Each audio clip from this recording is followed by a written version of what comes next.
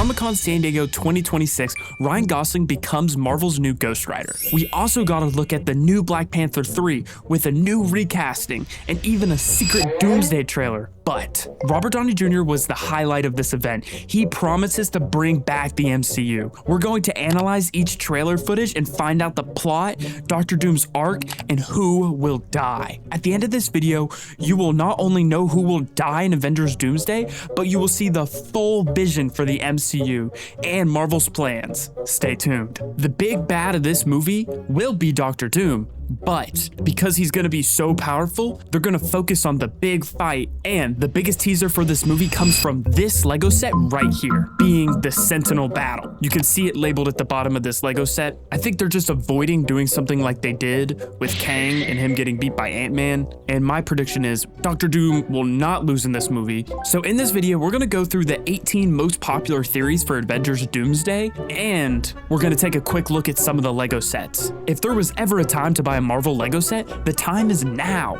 because they got everybody in this movie, so you could get a big Lego set like this and have everybody in it. It has not been confirmed that Ryan Gosling will be playing Ghost Rider in the new Doomsday. My prediction is him and the new Black Panther actor will not be in this movie at all. There was a lot that happened at Comic-Con San Diego 2026, but I believe that the biggest piece of evidence that we got from this was that when Endgame releases in theaters, Endgame Encore, we're going to get a special scene at the end of it, and that this scene is going to lead us into Doomsday. The cast has been very secretive about this movie, making sure to give away no spoilers in interviews, but it's clear that it's going to be a bunch of people against Robert Downey Jr. But that was my first thought. And then I realized that people are going to be taking Doctor Doom's side a lot more than I thought they would, because we saw in the trailers that the Incursion is going to be taking over the world, and I think Doctor Doom is going to take a very objective approach to solving this problem. Basically, what would ChatGPT do? Instead of thinking mercy and humankind and respect to other animals, he's going to be just like Thanos, kill half the population.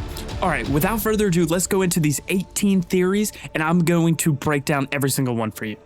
Most of these theories are based off the Fantastic Four, Doom, the X-Men, or the TVA. Very excited. Let's go ahead and get into it. The Avengers and X-Men are fighting over which universe survives. Marvel says heroes from 3 separate universes are on a collision course, and Kevin Feige pointed to the Hickman comics where universes literally destroy each other on contact. So, I actually didn't know that there was 3 universes that are going to play a part in this. I knew for sure there'd be the Fantastic Four universe. I knew for sure there would be our canon universe, 616, I'm pretty sure it is. It's always changing. I knew there would be those 2, but then there's a third. What is the third one? That's actually really interesting. Let's find out. The trailer, Shang-Chi is throwing hands with Gambit, Yelena is going at it with Mystique, and Sam Wilson is landing right in the middle of Xavier's mansion like he's storming enemy territory. That's not just chaos for the sake of chaos. Under the MCU's own rules, an incursion happens when one universe leaves too big a footprint in another, and that's exactly what an entire team of Avengers does when they show up in mutant territory uninvited. So both sides could genuinely believe the other reality is the threat. The X-Men might think the Avengers are the invaders causing their world to collapse, and the Avengers might think the mutant Earth is the one that has to go for theirs to keep existing. Neither side is wrong from where they're standing, and that's what makes it so messy. Reed Richards even gets shown physically restraining Sam Wilson at one point, which tells you the fighting is spreading across the entire mansion. Thor's the one trying to calm everybody down and call it petty squabbling, but from the mutant side, an army showing up inside their home during the worst moment of their existence probably doesn't feel petty at all. Thor loses. Imagine it's the last fight at the end of Endgame, and it's just a whole nother army shows up. You're gonna fight them thinking that that's the people you're gonna be fighting, which I guess it was like aliens versus humans. Yo, this next theory that Thor loses, these first 2 theories, they just seem like good movie writing. Is this even a theory, or is this just like what they should do, you know? Thor can't win, and then it's like, okay, you had one good movie. Bro, if Doctor Doom's, you had one good movie, and now you can't use him again without some crazy multiverse thing, which is how you even got him there in the first place. Which I guess, you know, you could make that work. If you can make it work once, you can make it work again. But I think Thor needs to lose. You know, he's done a great job at losing in the past, and he's going to have to do it again, because it's just going to make Doctor Doom seem more powerful, and that's what we need. It's just, this guy is special. to Doom. Thor's whole arc in this trailer plays out like a guy trying to hold everyone together while slowly realizing he can't win this one alone. He gives a speech begging every faction to drop their petty fights and remember what they're actually fighting for, then charges straight at Doom with Stormbreaker, the same weapon that once wounded Thanos himself during the final battle. Doom stops it between two fingers without even flinching or moving his feet. That's Thor's strongest possible move, getting completely shut down in an instant. Right after that, Thor says they need a miracle, and the very next beat shows Steve Rogers walking up to him out of nowhere. Steve's always been the Avengers' actual leader, the guy who organized the original team, held the group together through Civil War, and commanded the final battle in Endgame from the front lines. Mjolnir flying into his hand again basically confirms he's still exactly who he was back then. So the idea here is that losing to Doom is what pushes Thor to go get Steve, because brute strength alone clearly isn't going to be enough to win this time around. By the way, if you guys like movie content like this, I would really imagine Thor just gets packed by Doom and his first instinct is, where is Captain America? We need you back, bro. Cause tell me, why is that actually what's gonna happen?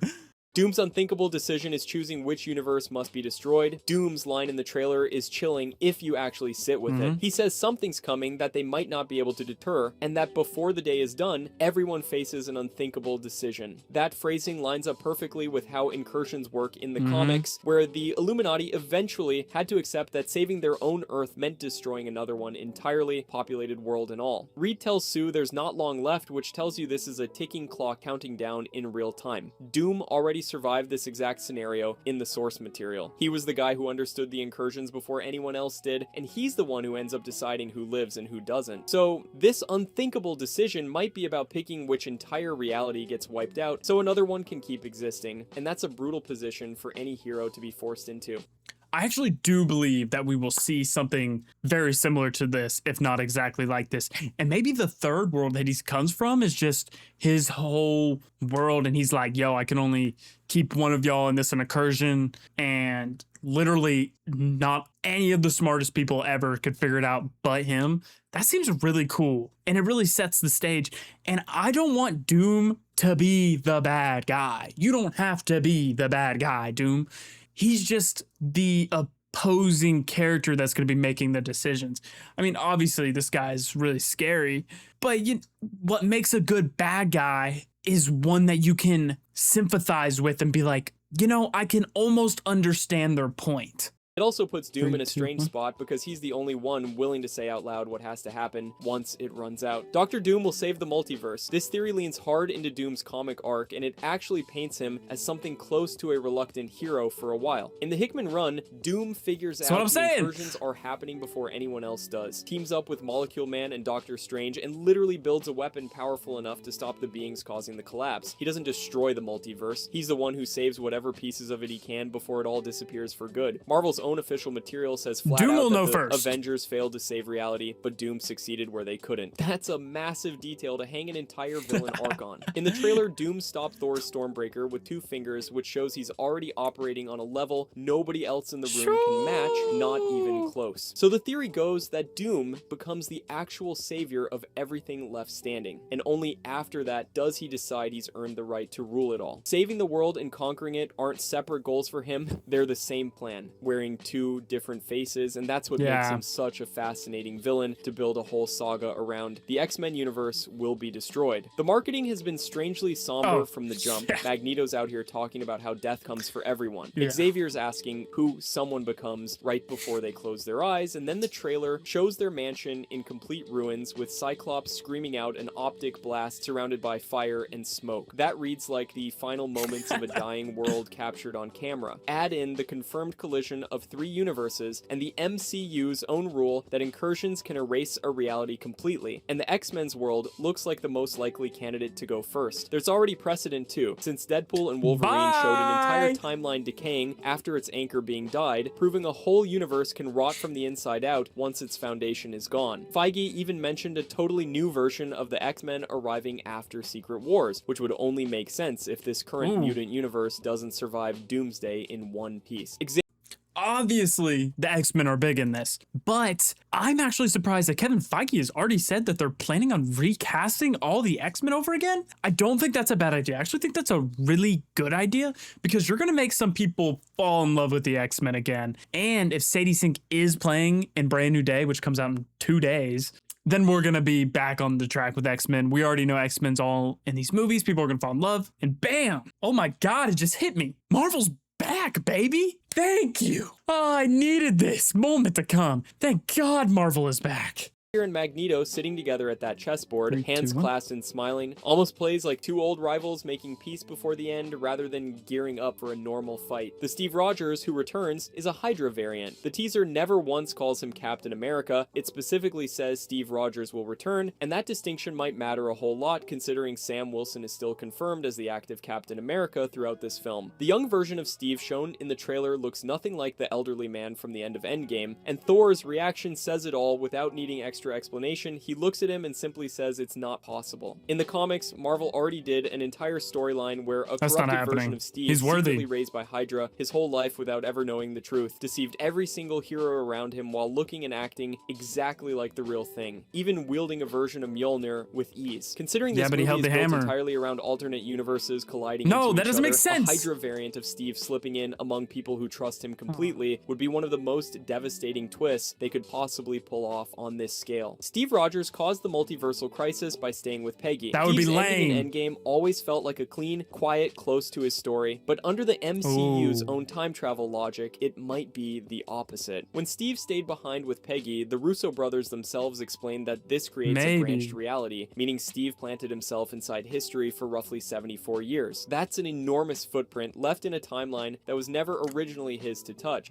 This actually could be true, and it just clicked in my mind. They're releasing Endgame Encore in theaters again, and they're adding one special scene to it. What special scene could they use to connect these two movies? Bro, and that's how Captain America comes back. It's all clicking. They're gonna add a scene because the way that the Marvel timeline works, he stayed, right? That doesn't mean it's not a time travel thing anymore. He stayed in another universe, basically. And because he stayed in another universe, that's when the collision or whatever begins. Oh my God, and if they put that in DVD and they put like the collision or like that beginning in that moment, then whenever you go back in history of forever and you're watching these Marvel movies, you can just skip the bad phase and go to Doomsday. Yo, wait, that's actually genius. Multiverse of Madness already established that a big enough footprint from an outsider can destabilize the balance between realities and trigger an incursion all on its own. Steve married into the past, had a kid in the past, and altered decades of ripple effects along the way without ever meaning to. Doomsday now shows him young again and back in action, right as three universes are colliding at once. So this theory suggests Steve's happy ending might actually be the quiet spark that set the whole disaster in motion, and the man who saved the world once might be the reason it's falling apart now. Love Doom that. needs Franklin Richards to rebuild reality. Franklin's introduction in First Step set up something enormous for the future of this whole saga. Galactus wanted him specifically because Franklin carries the power cosmic, and when Sue dies protecting everyone, baby Franklin brings her back to life on the spot without even understanding what he's doing. That's a kid capable of reversing death before he can even walk or talk. Then, that person right there is not Doom. You can tell from that little clear, smooth mask that is actually one of the witches. Doom has a different mask that I showed in the beginning of this video, and I'm pulling up right now. That is not actually Doom. Doom's connection, that's actually a woman. Tell me I'm wrong. That's not Doom. Mid-credits scene shows Doom kneeling right beside him, mask in hand 4 years later, clearly not there by accident. In the comics, Doom has literally kidnapped Franklin before specifically to use his reality warping powers for his own ends, and after Secret Wars, Franklin is the one who helps generate brand new universes to replace the ones that were destroyed in the collapse. Doom's power in the comics always depended on someone else supplying the raw cosmic energy, whether that's the Beyonders or Molecule Man doing the heavy lifting behind the scenes. Franklin fits that exact role perfectly.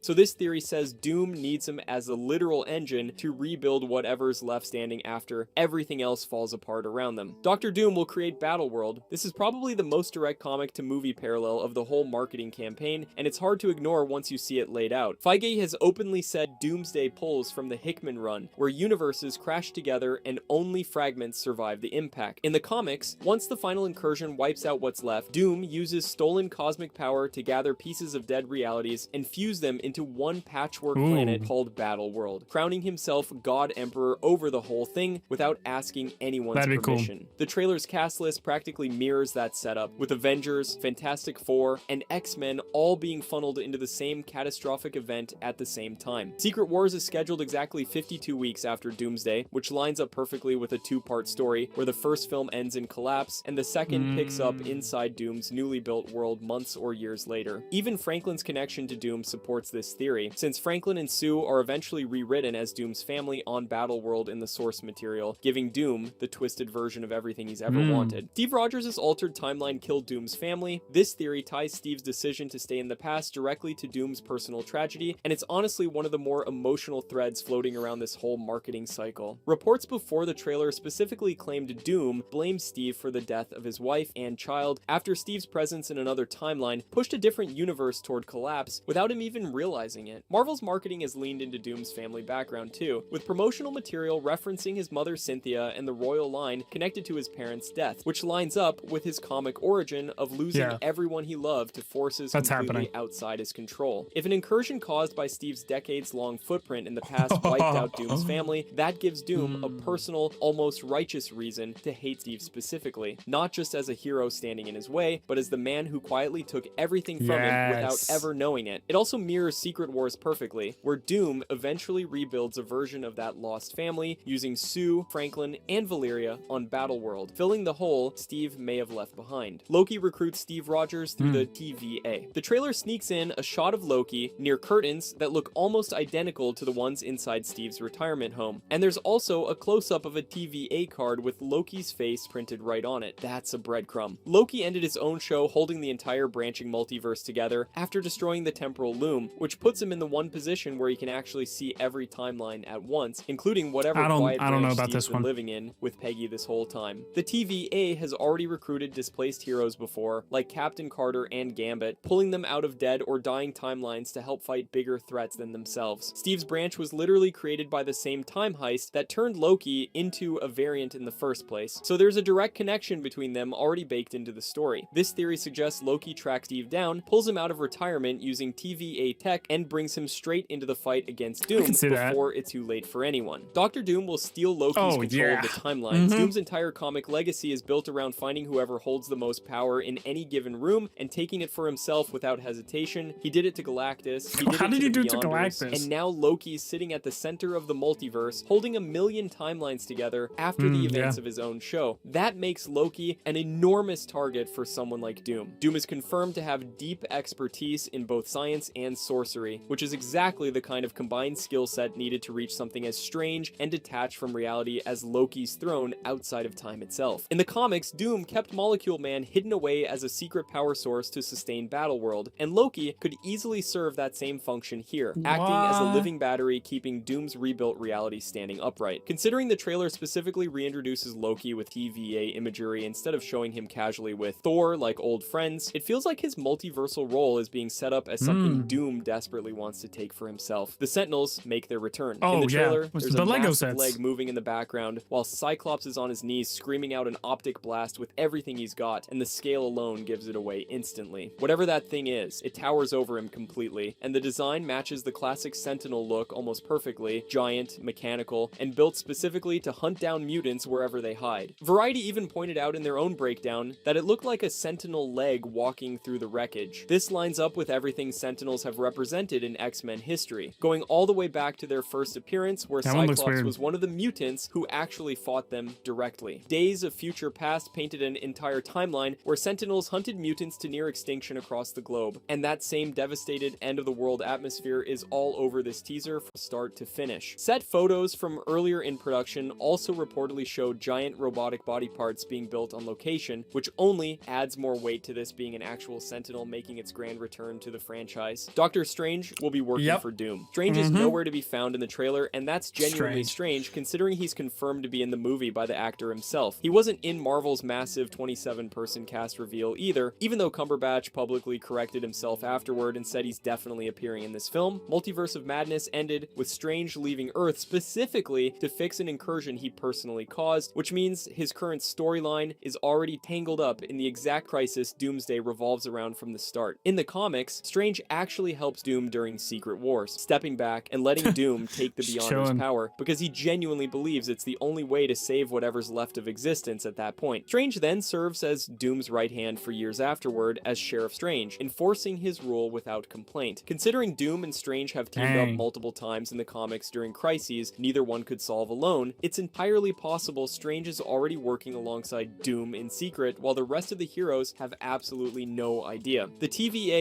I'm really hoping that Strange takes Doom's side in this because that is going to be so interesting. Two super powerful people, and it just makes sense for Strange. Like, I feel like Strange is going to take the objective outlook that Dr. Doom would take. But seriously, guys, imagine the Marvel Rivals team-ups that you'll get between Strange and Dr. Doom. That's gonna be nuts. They will rescue selected heroes from dying universes. If entire realities are about to be wiped out completely, someone's gonna need a way to pull key people out before that actually happens, and the TVA is really the only organization built for that exact job. They've got pads, time doors, and the ability to enter any point in any timeline they choose without restriction. Please Deadpool do not and do Wolverine this. already showed this exact concept in action, with Wade getting pulled out of his collapsing universe while everyone else around him stayed behind to die. Marvel's also introduced a new TVA comic featuring heroes recruited specifically because their original timelines were wiped out entirely and they had nowhere else to go. With Loki now holding the entire multiverse together and clearly connected to Steve's storyline through that TVA card shown in the trailer, it's very possible the TVA ends up quietly evacuating specific heroes from the Fantastic Four's world, the X-Men's world, and Earth 616 right before those realities collide for good, setting up exactly who's left standing to fight back once Battleworld actually exists. Steve Rogers' return completes Battleworld is coming. and reality gets rewritten. Endgame never actually showed the entire journey between Steve leaving with the Infinity Stones and him showing up decades later as an old man sitting on that bench. That's a massive gap in his story that was simply never filled in for the audience. The young, active Steve shown fighting alongside Thor in this trailer could easily be slotted into that missing stretch of time, meaning his return actually completes the story that eventually leads him back to that same bench years later. The MCU's already used closed time loops before, like in Ms. Marvel, where she ends up being the reason her own family legend exists in the first place without knowing it. If Doomsday ends the way Secret Wars begins in the comics, with the old universes gone, and Doom rebuilding everything into Battleworld from the pieces, then Steve's loop closing could line up perfectly with reality itself being completely rewritten right as the credits start rolling. The trailer excludes key members of the team. That Avengers Tower scene in the trailer is where this theory really gets interesting. Super Marvel because to do it that. looks like it's missing people it shouldn't be missing at all. You've got Sam's side standing together with Joaquin Torres and Scott Lang, and across from them, the new Avengers lineup with Yelena, Bucky, Walker, Red Guardian, and Ghost all facing off in that same crowded room. For a team photo moment like that, the spacing and framing almost looks like there's room left for people who just aren't there yet, like the shot was built around a bigger group. I mean, they could just be doing something else on screen. Considering Marvel already admitted they revealed many, not all, of the cast during that big live stream event, and the Russo brothers have a documented track record of cutting characters out of Avengers trailers specifically to protect major twists down the line, that tower scene could easily have had extra people removed in post before it ever got released publicly for everyone to pick apart. If that's the case, the actual roster standing in that room when the movie hits theaters might look a lot different than what's shown here, and whoever got quietly edited out could end up being one of the bigger reveals of the entire film. I could see this being a thing, but I also think it could be a spacing and like the framing trying to get not like a crowd of people looking too jumbled up. Like, it's more pleasing to look at it that way,